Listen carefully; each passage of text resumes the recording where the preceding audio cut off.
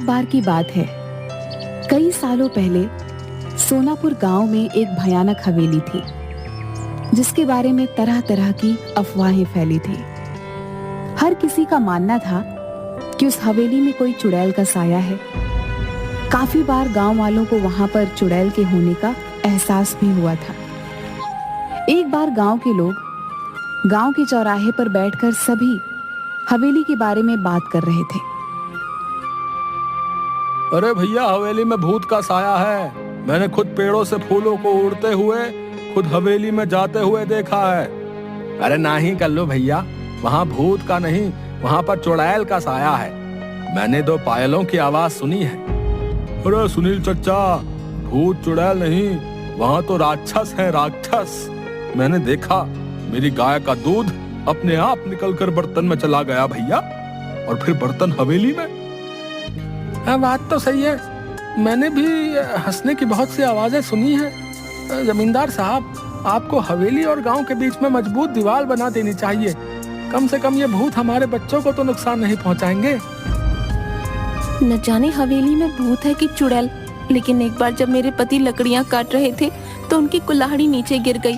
अचानक कुल्हाड़ी न जाने कैसे उड़ते हुए वापस उनके हाथ में आ गई। मेरी तो डर के मारे जान ही निकल गई थी। हाँ बिटिया, सच कहती हो, वहाँ कोई है जिसने हमारी सहायता की। मेरी पोती तालाब में डूब गई थी। अचानक तेज हवा चली और मेरी बेटी तालाब से उड़ती हुई बाहर आ गई। देखो भाइयों, मेरा बेटा अमेरिका से वापस आ रहा है। कुछ दिनों के बाद वो वापस चला जाएगा। उसे इन सब घटनाओं के बारे में खबर नहीं होनी चाहिए। उसके जाने के बाद मैं ये दीवार पक्की करवा दूंगा। गांव के ही किसान का बेटा भीखू खाद लेने शहर जा रहा था। रास्ता हवेली के सामने से ही गुजरता। जब वह हवेली के आगे से डरता हुआ पहुंचा तो उसने देखा एक सुंदर सी लड़की उसके सामने आकर खड़ी हो गई। तुम कौन हो और यहाँ क्या कर रही हो? तुम्हें नहीं पता ये हवेली भूतिया है? यहाँ रहना खतरे से खाली नहीं। मेरा नाम किरण है, मैं तो यहीं रहती हूँ। हम यहाँ आते जाते हैं। भूत तो नहीं देखा हमने कभी। अच्छा, पर ये तो भूतिया हवेली है और लोग कहते हैं यहाँ भयंकर चुड़ैलें रहती हैं। ये सब सुनकर भीखू मन ही मन डरने लगा। उसके दिमाग में यही चल रहा था कि जो कुछ भी आज तक उसने सुना वो सच है या झूठ। तभी किरण बोली, तुम्हें पता है मैं हवेली में ही रहती हूँ। अब ये क्या कह रही हो? पूरा गांव जानता है कि इस हवेली में भूत चुड़ैल रहती है। तुम चुड़ैल भूत जैसी चीजों पर विश्वास रखते हो? मैं फालतू में ही इतना सोच रहा हूँ। ये लड़की होकर भी नहीं डर रही। ये भूत चुड़ैल मन का वहम है, ये सच्चाई थोड़ी ना है। आओ, तुम्हें मैं अपने बाकी लोगों से मिलवाती हूँ। इससे तुम्हारा डर हमेशा के लिए खत्म हो जाएगा। भीखू किरण के पीछे पीछे चलने लगा कि अचानक उसे जोर का धक्का लगा और वह हवेली की पहाड़ी से नीचे गिर गया। गांव वाले तुरंत दौड़ते हुए भीखू के पास आए और पूछने लगे क्या हुआ। तभी भीखू के मुंह से बस ये शब्द निकले, हवेली, लड़की, किरण, हवेली।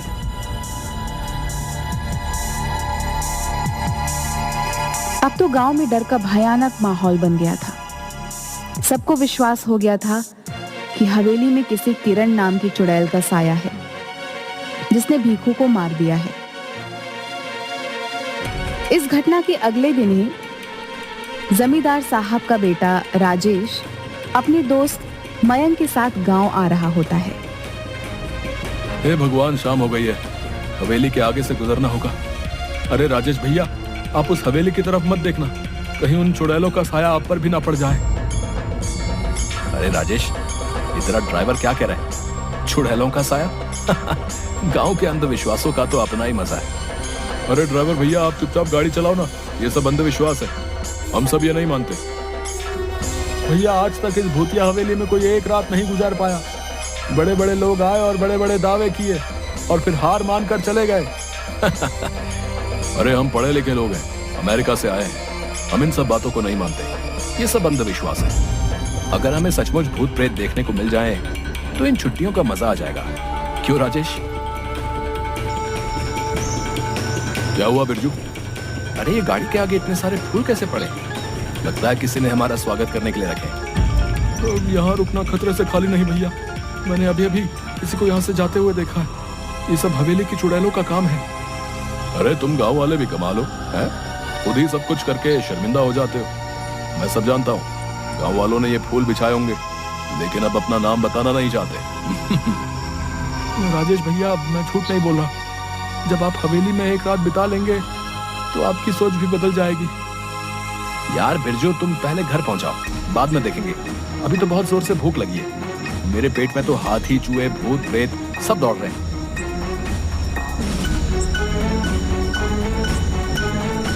कुछ ही देर में दोनों दोस्त घर पहुंच जाते हैं और आराम से सो जाते हैं। अगले दिन जब वह गांव घूमने जाते हैं तो फिर गांव वाले उन्हें हवेली के पास जाने से मना करते हैं। आखिरकार गांव वालों की सोच को बदलने के लिए राजेश और मयंक उस हवेली में एक रात बिताने का फैसला करते हैं। ये मैं क्या सुन रहा हूँ राजेश? तुम हवेली में जाना चाहते हो? अरे तुम्हारा दिमाग तो ठीक है। मैं तुम्हें कभी इसकी आज्ञा नहीं दूंगा। पिताजी, हम अमेरिका से पढ़कर आए हैं। हम ऐसे अंधविश्वासों को नहीं मानते। वैसे भी वो हवेली बहुत पुरानी है। हम उसे हेरिटेज होटल बनाना चाहते हैं। करोड़ों की प्रॉपर्टी है। अरे चाचा जी, हो सकता है इस हवेली में कुछ लोगों ने कब्जा करने के लिए इस तरह की अफवाहें उड़ाई हों। हम हमेशा के लिए इन सब का समाधान कर देंगे। ठीक है, अगर तुम लोग नहीं मानते तो जाओ, लेकिन अपने साथ 2 गार्ड, बंदूक और सुरक्षा का सारा सामान साथ ले जाओ।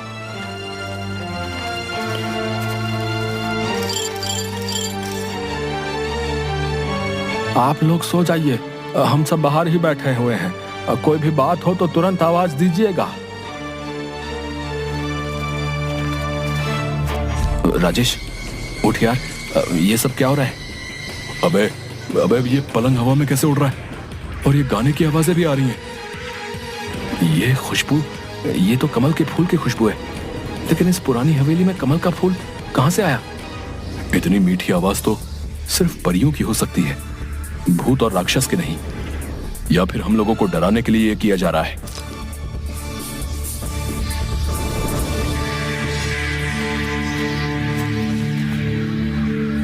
क्या तुमने वही देखा जो मैं देख रहा हूं? हाँ यार, ये तो सचमुच भूतिया है।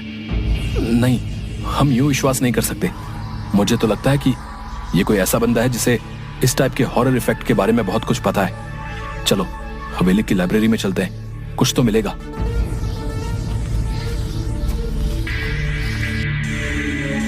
ये किताब दूसरी दुनिया की परियों की है, जो कभी कभी उस दुनिया से इस दुनिया में घूमने आया करती थी। 150 साल पहले यह हवेली उन्हीं परियों का अतिथि गृह हुआ करता था, जहां पर वे अपना समय बिताने आया करती थी। अतिथि गृह क्या होता है? Guest house. यानी कि हम लोग एक परियों के गेस्ट हाउस में हैं। वाह भाई, ये तो कमाल हो गया। मेरा ख्याल है हमें बिना आवाज किए चुपचाप देखना चाहिए कि असलियत क्या है, क्योंकि अभी तक हमें परियां नजर नहीं आई हैं।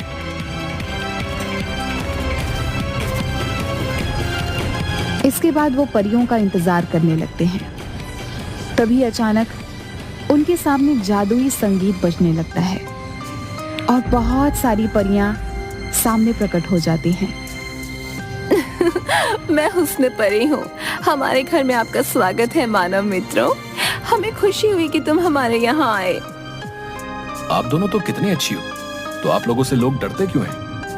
इसका जवाब तो वही दे सकते हैं। क्या तुम दोनों को भूख लगी है?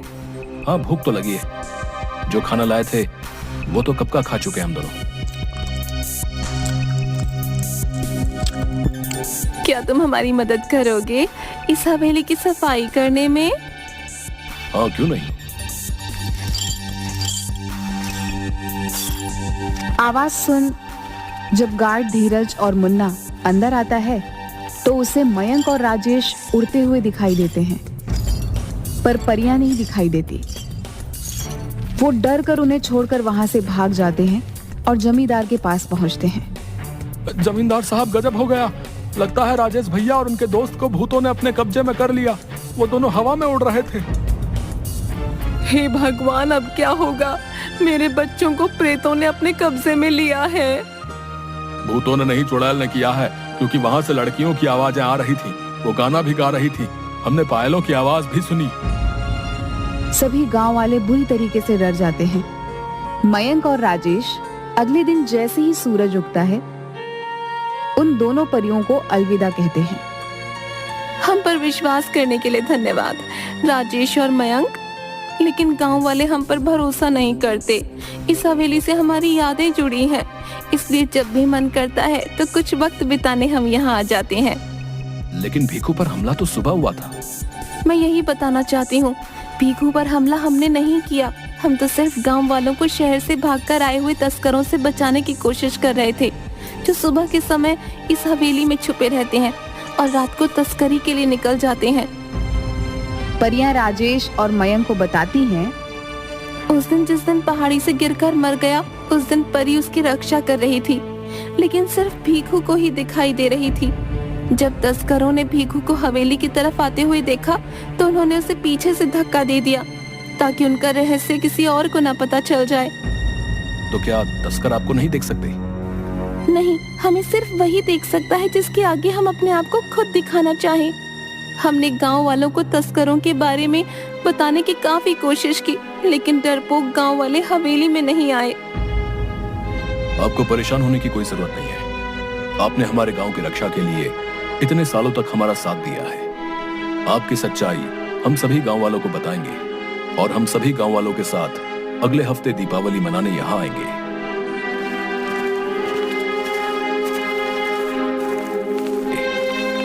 राजेश और मयंक सारी कहानी सबको बताते हैं। पुलिस को तस्करों की सूचना दे दी जाती है। पुलिस छापेमारी करती है और सभी तस्करों को गिरफ्तार कर लेती है। अरे आज तुम सब लोग हत्या चढ़े हो। अब देखो इंस्पेक्टर टुंडे तुम लोगों के साथ क्या करता है। सबके नाक में दम करके रखा था। थानेदार साहब धन्यवाद वक्त से आने के लिए। आप इन सबको कड़ी से कड़ी सजा दिलवाइएगा। इन्होंने भीखू की हत्या भी की है। अरे ले चलो रे इन सबको गाड़ी में भर के। आप सब गांव वालों को अब इस हवेली से डरने की कोई जरूरत ना है। कुछ ना होते ये भूत प्रेत। समझदार बनो तुम सब राजेश और मयंक की तरह। गांव वालों को राजेश की बात पर भरोसा होने लगता है। दिवाली के दिन सभी गांव वाले हवेली की तरफ चल देते हैं। परियों ने पूरी हवेली को दीपों से सजाया होता है। हवा में आतिशबाजी होने लगती है।